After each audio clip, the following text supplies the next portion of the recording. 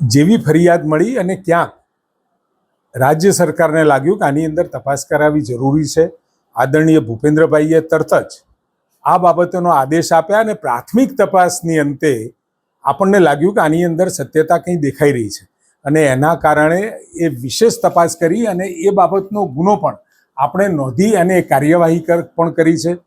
એની અંદર કેટલાય અધિકારીઓને સસ્પેન્ડ કર્યા છે, કેટલાયની બદલી કરી છે, કેટલી એજન્સીઓ 112 જેટલી ડિબાર્ડ પણ કરી છે.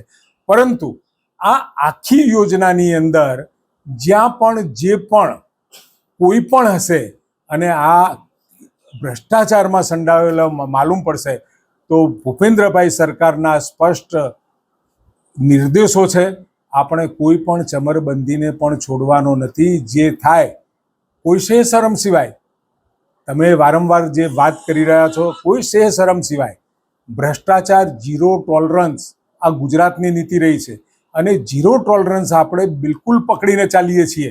રાજ્ય સરકારને કોઈને છાવરવાનો કે કોઈને બચાવવાવાળો વિષય આજ સુધી નથી રહ્યો.